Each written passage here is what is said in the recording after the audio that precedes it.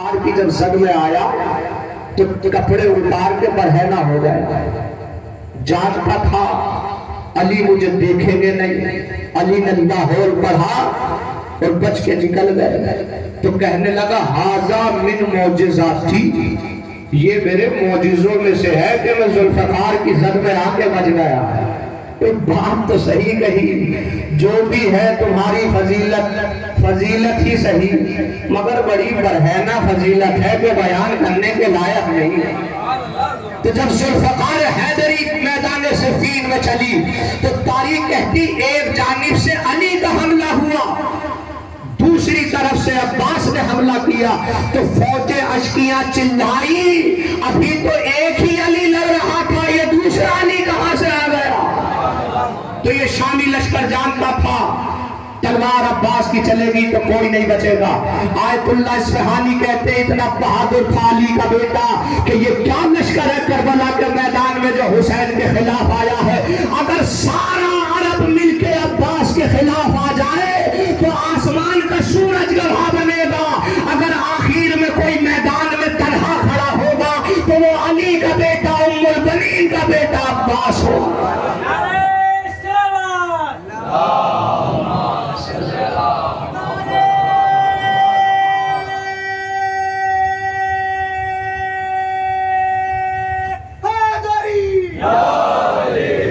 وہ شجاعت ہے غازی کی. اور یہ جملہ علی کا جملہ جو عباس کے لیے لکھا گیا، چونکہ آپ شبیہ ثانی حیدر ہیں. علی کا جملہ جب کسی نے پوچھا تھا مولا اتنی جنگیں کی، یوں تلواریں چلائی، مگر آپ کی پشت پر آج تک ایک زخم نہ دیکھا. فرمایا علی نے میدان میں کبھی اپنی پشت دکھائی ہی نہیں. اور یہ لشکر کیا، اگر ساری دنیا علی کے خلاف کھا کر کھڑی ہو جائے تو علی میدان میں کبھی اس کے بعد بھی اپنی پشت نہیں دکھا سکتا. یہ جملہ آیت اللہ اصفہانی نے یہاں سے لکھا. ثانی حیدر ہے. عباس اگر سارا عرب بھی مقابلے پر آ جائے تو سورج کی نگاہیں گواہ بنیں گی کہ عباس کے علاوہ میدان میں کوئی نہ ہوگا. اور تاریخ کربلا میں اسی ولولے اور اسی جذبے اور اسی شجاعت کے مظاہرے کو دکھاتے ہوئے لکھا ہے کہ جب مشکیزہ لے کر علی کا بیٹا فرات کے کنارے آیا تو مجال نہ تھی کسی کی کہ وہ فرات کے کنارے پر ٹہل جائے. کوفے کی دیواروں سے فوجیں ٹکرا رہی تھی، مگر ہائے یہ اس وقت ہوا جب حسین کا کوئی مونس و یاور نہ تھا، جب حسین کا کوئی مددگار نہ بچا، جب اصحاب با وفا قتل کر دیے گئے. امیر مختار کی حکومت جب کربلا کے بعد آئی تو ہے کوئی جسے پکڑ کر لایا گیا، آتے ہی اس نے ہاتھوں کو جوڑ دیا. امیر مجھے قتل نہ کرنا، کیوں بھیک مانگ رہا ہے؟ کہتا میں نے تیرے آقا پر کوئی ظلم نہیں کیا، مگر تو تھا تو کربلا میں. ہاں تھا کربلا پہ، میری آنکھیں دیکھ رہی تھی، بس میرا جرم یہ ہے، مگر میں نے تیرے آقا پہ کوئی ظلم نہیں کیا. میری آنکھوں نے وہ سارے مظالم دیکھے مگر میں نے نہیں مارا. امیر مجھے قتل نہ کرنا. تو مختار کہنے لگے اچھا یہ بتا وہ کون سا منظر تھا کربلا کا جسے تو بھی نہ دیکھ سکا ہو؟ کہتا امیر نہ پوچھو، آپ حسین کے چاہنے والے ہو. امیر نے کہا بتا وہ کون سا منظر تھا؟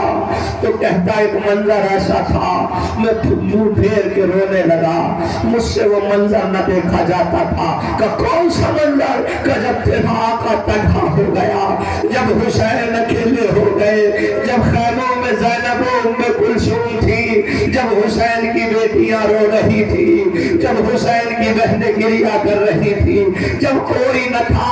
یہ فوج اشکیاء خیموں کے نزدیک آ کے للکار رہی تھی، ہے کوئی جو مقابلے پر آئے؟ کہتا مجھ سے حسین کی وہ غربت نہ دیکھی جاتی تھی.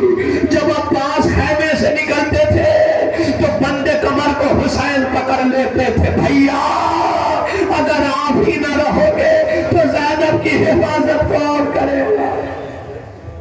مجھ سے وہ عالم غربت نہ دیکھا گیا.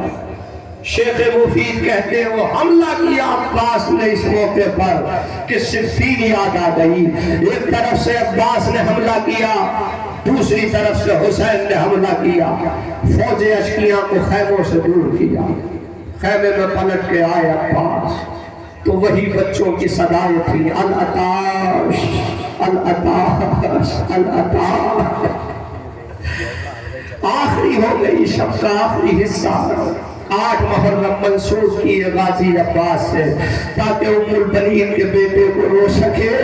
یہ وہ ماں ہے ام البنین جو اپنے بیٹے کو نہیں روتی تھی، فاطمہ کے بیٹے پہ گریا کرتی تھی، اکثر جنت البقیع میں آ کر فاطمہ کی لہت پہ کہتی تھی ہائے میرا حسین، ام البنین ہم آپ کو آپ کے بیٹے کا پرسہ دینے کے لیے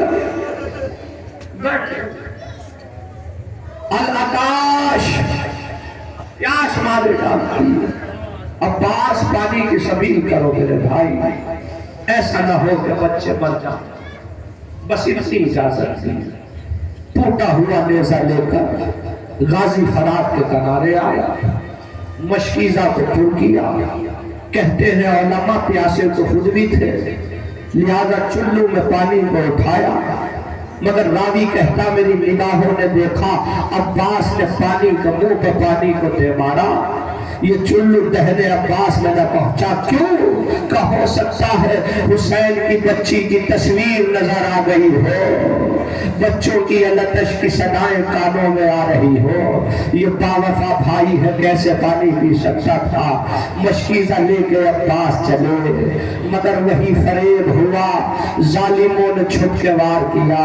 عباس کا وہ بازو قلم ہوا جس سے مشکیزے کو پکڑ رکھا تھا، ابھی چند قدم آگے بڑھے تھے کہ دوسرا وار پھر ہوا، بایاں بازو قلم ہوا، غازی نے مشکیزہ کو دانتوں میں دبا لیا، کسی طرح سے مشکیزہ خیموں میں پہنچ جائے۔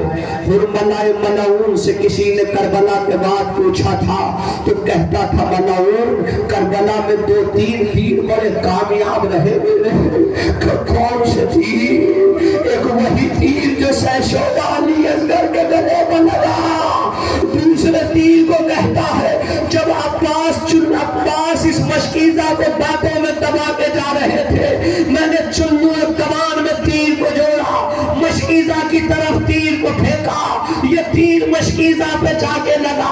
اللہ لعنت کرے اس ملعون پر، یہ کربلا کے بچوں کا قاتل ہے، اسی کے تیر نے اصغر کو مار ڈالا، اسی کے تیر نے سکینہ کو مار ڈالا۔ ایسا بڑا کامیاب تیر تھا، مشک سکینہ پر تیر لگا۔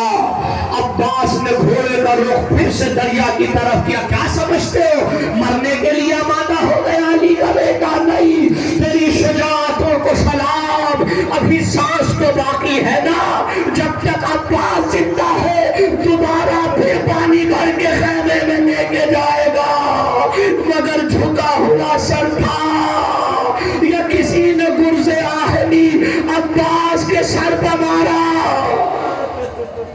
غازی نہ سنبھل سکا، آخری سلام کیا، حسین نے سلام آخر سنا، راوی کہتا ہے کمر کو ہاتھوں سے پکڑے ہوئے حسین مرثیہ پڑھتے ہوئے خیمے سے نکلے۔ عباس الیوم نامت ینبک لم تنم، اے میرے بھیا کیا زین کو چھوڑ دیا؟ اے عباس وہ آنکھیں تو سو جائے گی جو تیرے خوف سے جاگ رہی تھی، مگر اے عباس اب سکینہ نہ سو پائے گی، اب زینب نہ سو پائے گی۔ میرے بھائی مرثیہ پڑھتے ہوئے حسین چلے، الان انکسر ظہری، حسین کی کمر توڑ گئے میرے بھیا، کٹے ہوئے بازوؤں کو حسین اٹھا رہے تھے، یا یوں کہو کہ ایک بھیا اپنے کٹی ہوئی قوتوں کو سینے سے لگا رہا تھا۔ عباس کے قریب پہنچے حسین تو روایت کہتی ہے سر کو اٹھا کے زانو پر رکھا، بار بار غازی سر کو زانو سے ہٹا رہے تھے۔ اے عباس کیا سکون نہیں ملتا؟ کیا سکون نہیں آتا؟ کہتے نہیں آقا میں سوچ رہا ہوں آپ میرا سر اٹھا کے زانو پر رکھ رہے ہو، ابھی کچھ دیر بعد جب آپ زین سے اترو گے کون ہوگا جو آپ کے سر کو سلمان کا سرزانوں پہ نہ رکھے مولا، سرزانوں پہ تھا، بس ختم ہو گئی بدیت، سرزانوں پہ تھا یا